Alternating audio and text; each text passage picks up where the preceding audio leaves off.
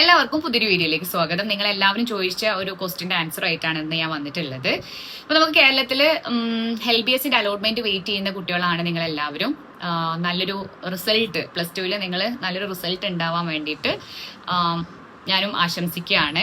അപ്പോൾ നമുക്ക് റിസൾട്ട് വന്നതിന് ശേഷമാണ് ഇതിന്റെ LBS നമ്മൾ കേരളത്തിലെ നഴ്സിംഗ് അതേപോലെ പാരാമെഡിക്കൽ അലോട്ട്മെന്റ്സ് ഒക്കെ സ്റ്റാർട്ട് ചെയ്യുന്നത്. സോ ഒരു ചെറിയ കറക്ഷൻ ഉള്ളത്, പാരാമെഡിക്കൽ എന്നുള്ള ടേം അല്ല ഇപ്പോൾ allied and health care professional ആ ഒരു ടേമിലാണ് ഇപ്പോൾ പാരാമെഡിക്കൽ ഫീൽഡിലുള്ള കോഴ്സുകൾ അറിയപ്പെടുന്നത്.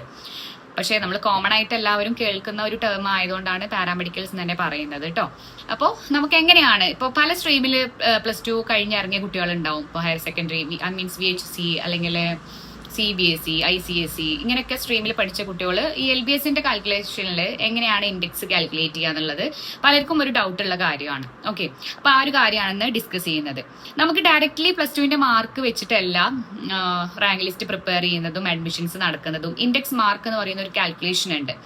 അപ്പോൾ അതിന് വേണ്ടിയിട്ട് നമ്മളെപ്പോഴും ഇൻഡെക്സ് മാർക്ക് കാൽക്കുലേഷനിൽ +2ന്റെ മാർക്കാണ് നോക്കുന്നത്. ഇപ്പോൾ നമുക്കിപ്പോൾ നിങ്ങൾക്ക് ഹയർ സെക്കൻഡറി മാർക്ക് ലിസ്റ്റ് വന്നു കഴിഞ്ഞാൽ നിങ്ങൾക്ക് +1ന്റെ മാർക്ക് സെപ്പറേറ്റ് കൊടുത്തിട്ടുണ്ടാവും, +2ന്റെ മാർക്ക് സെപ്പറേറ്റ് കൊടുത്തിട്ടുണ്ടാവും. ഇതിൻ്റെയൊക്കെ ആവറേജ് ആയിട്ടും മാർക്ക് ഉണ്ടാവും. അപ്പോൾ നമ്മൾ നോക്കേണ്ടത് LBSന്റെ കേസിൽ നിങ്ങൾ നോക്കേണ്ടത് ഇൻഡെക്സ് മാർക്കിന്റെ കാൽക്കുലേഷൻ നോക്കേണ്ടത് +2ൽ നിങ്ങൾ എത്രയാണോ സ്കോർ ചെയ്തത്, അതായത് സെക്കൻഡ് ഇയറിൽ നിങ്ങൾ എത്രയാണോ മാർക്ക് സ്കോർ ചെയ്തിട്ടുള്ളത്, അതാണ് ഫസ്റ്റ് നമ്മൾ ഇൻഡെക്സ് മാർക്കിന് കാൽക്കുലേറ്റ് ചെയ്യുക. അപ്പോൾ ഇതിൽ 3 റാങ്ക് ലിസ്റ്റ് ആണ്. റാങ്ക് ലിസ്റ്റിനെ കുറിച്ചിട്ടൊക്കെ ഞാൻ കഴിഞ്ഞ വീഡിയോയിൽ ഡിസ്കസ് ചെയ്ത കാര്യമാണ്. അപ്പോൾ അത് കാണാത്തവർ നിങ്ങൾ ജസ്റ്റ് ഒന്ന് പോയിട്ട് ആ വീഡിയോസ്, അതായത് LBSൽ എത്ര റാങ്ക് ലിസ്റ്റ് ഉണ്ട്, ഏതൊക്കെ കോഴ്സുകളാണ് ഓരോ റാങ്ക് ലിസ്റ്റിലും വരുന്നത്, ആ കാര്യങ്ങളൊക്കെ മുമ്പേ ഡിസ്കസ് ചെയ്തതാണ്. അപ്പോൾ വലിച്ചു നീട്ടുന്നില്ല. അപ്പോൾ 3 റാങ്ക് ലിസ്റ്റ് ആണ്. അപ്പോൾ 3 റാങ്ക് ലിസ്റ്റിനും പല രീതിയിലാണ് ഇൻഡെക്സ് മാർക്ക് കാൽക്കുലേറ്റ് ചെയ്യുന്നത്. റാങ്ക് 1ഉം 2ലും നമുക്ക് ബയോളജി, ഫിസിക്സ്, കെമിസ്ട്രി സബ്ജക്റ്റുകളാണ്. അതായത് 300ലേക്കാണ് 3 സബ്ജക്റ്റേ ഉള്ളൂ, biology, chemistry, physics. Rank list 1ൻ്റെത്. റാങ്ക് ലിസ്റ്റ് 2ൽ ബയോളജി അല്ലാത്ത നിങ്ങളിപ്പോൾ വേറെ ഏതെങ്കിലും മാത്സോ അല്ലെങ്കിൽ കമ്പ്യൂട്ടർ സയൻസോ ഇലക്ട്രോണിക്സോ അങ്ങനെയൊക്കെ പഠിച്ച കുട്ടികൾക്കും അപ്ലൈ ചെയ്യാം. BASLP എന്ന് പറയുന്ന കോഴ്സാണ് അതിനകത്ത് വരുന്നത്. അപ്പോൾ 3 സബ്ജക്റ്റ് ആണ് നോക്കുന്നത്. ഒന്നെങ്കിൽ ഫിസിക്സ്, കെമിസ്ട്രി, ബയോളജി. ഇനി ബയോളജി അല്ലാതെ വേറെ സബ്ജക്റ്റ് പഠിച്ചിട്ടുണ്ടെങ്കിൽ അവർക്കും ഈ ഒരു ഇതിൽ അപ്ലൈ ചെയ്യാം. ഓക്കെ, ഇനി തേർഡ് വന്നിട്ട് 4 സബ്ജക്റ്റ് പരിഗണിക്കും, ഫിസിക്സും കെമിസ്ട്രിയും ബയോളജിയും. അതിന്റെ കൂടെ തന്നെ ഇംഗ്ലീഷിന്റെ മാർക്ക്, സെക്കൻഡ് ഇയറിലെ ഇംഗ്ലീഷിന്റെ മാർക്കും കൂടെ പരിഗണിച്ചിട്ടാണ് റാങ്ക് ലിസ്റ്റ് പ്രിപ്പയർ ചെയ്യുന്നത്. അപ്പോൾ 3 റാങ്ക് ലിസ്റ്റ് ആണ്. ഇൻഡെക്സ് മാർക്കിൽ നോക്കുന്ന സബ്ജക്ട് ഇങ്ങനെയാണ്. 3 റാങ്ക് ലിസ്റ്റിൽ ഫസ്റ്റത്തെ 2 എണ്ണം 300ലേക്കും, third one it is out of 400. അപ്പോൾ ഇത് മാർക്ക് കാൽക്കുലേറ്റ് ചെയ്യാൻ ഞാൻ റാങ്ക് ലിസ്റ്റ് 1ന്റെ കാര്യമാണ് ഇപ്പോൾ പറയണത്. അതേപോലെ തന്നെയാണ് 2ഉം 3ഉം ഒക്കെ കാൽക്കുലേറ്റ് ചെയ്യാം. ഓക്കെ, നിങ്ങൾ +2ന്റെ മാർക്കിൽ ജസ്റ്റ് നിങ്ങൾ നോട്ട് ഡൗൺ ചെയ്യാം.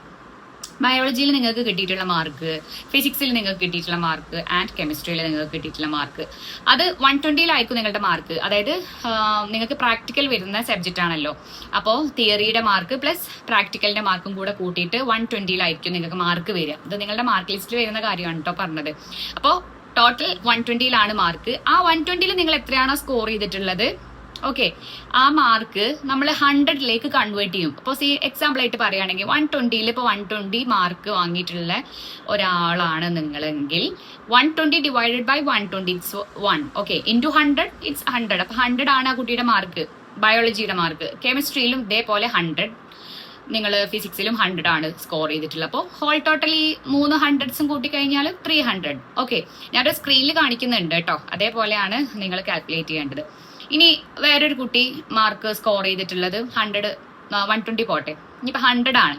അതായത് ബയോളജിക്ക് 100 മാർക്കാണ്. 100 മാർക്ക് 120ലേക്ക് 100 മാർക്കാണ് സ്കോർ ചെയ്തിട്ടുള്ളത്. അപ്പം നിങ്ങൾ എങ്ങനെ കാൽക്കുലേറ്റ് ചെയ്യുക? 100 ഡിവൈഡ് ബൈ 120 ഇൻറ്റു 100.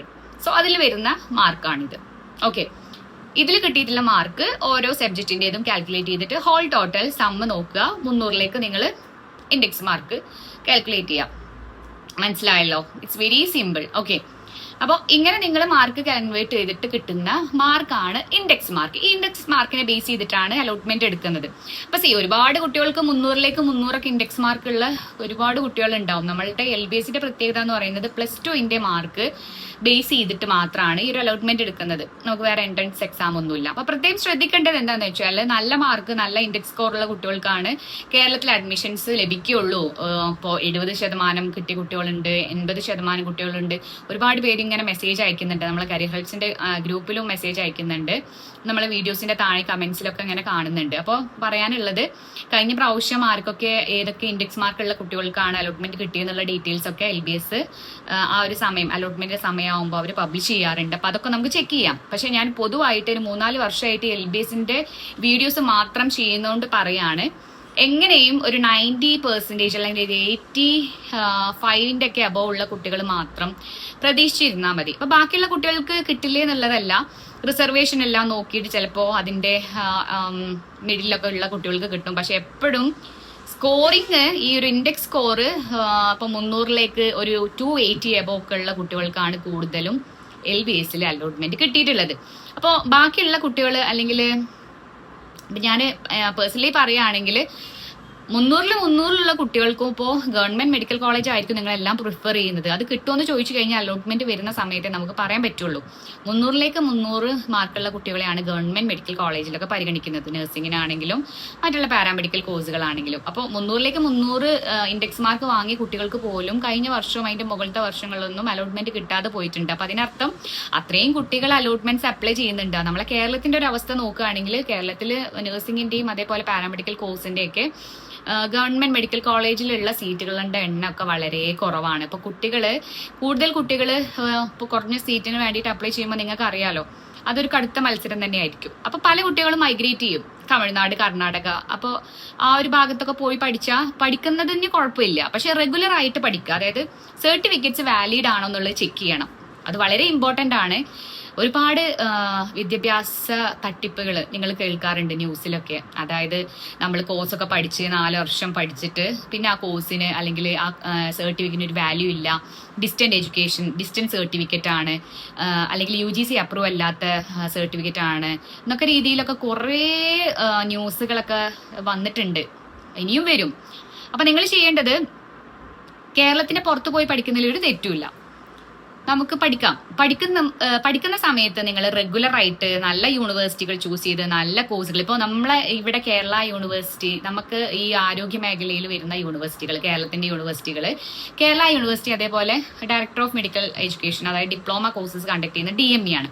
കേരളത്തിൽ കേരള യൂണിവേഴ്സിറ്റി അല്ലെങ്കിലും ഒരുപാട് യൂണിവേഴ്സിറ്റികൾ ഉണ്ട് കേട്ടോ.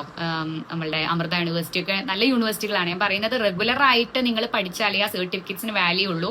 ആ സർട്ടിഫിക്കറ്റ് വാല്യൂ ഉണ്ടെങ്കിൽ മാത്രമേ നിങ്ങൾക്ക് നാട്ടിലാണെങ്കിലും അബ്രോഡ് ആണെങ്കിലും ജോലിക്ക് പോയി കഴിഞ്ഞാൽ നിങ്ങൾക്ക് നല്ല രീതിയിൽ ജോലി കിട്ടുള്ളൂ.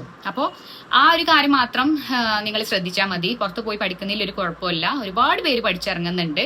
കാരണം നമ്മൾ കമ്പയർ ചെയ്യുമ്പോൾ കേരളത്തിൽ കിട്ടുന്ന അഡ്മിഷൻസ് നമുക്ക് കിട്ടാൻ വളരെ പാടാണ്. പിന്നെ നമുക്ക് മാനേജ്മെന്റ് സീറ്റ് ആണെങ്കിൽ തന്നെ ഒത്തിരി ഡൊണേഷനും കാര്യങ്ങളൊക്കെ കൊടുത്ത് പഠിക്കേണ്ടി വരും.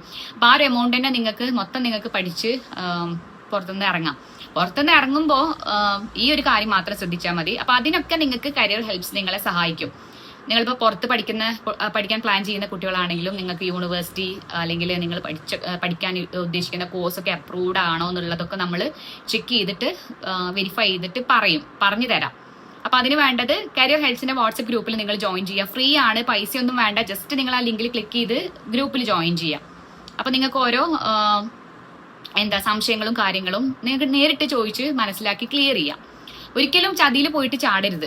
കാരണം ഒത്തിരി പേരങ്ങനെ ചീറ്റിംഗ്, ഒരുപാട് പേരങ്ങനെ ചതിയിൽ ചാടുന്നോണ്ടാണ് ഞാനൊരു 8-9 എൻ്റെ 20 വർഷത്തെ എക്സ്പീരിയൻസ് കൊണ്ട് പറയാണ്, ഒരിക്കലും അങ്ങനെ ചെയ്യരുത്. ഓക്കെ, നമ്മൾ കുറച്ച് സബ്ജക്റ്റ് വിട്ടുപോയില്ലേ, സോറി.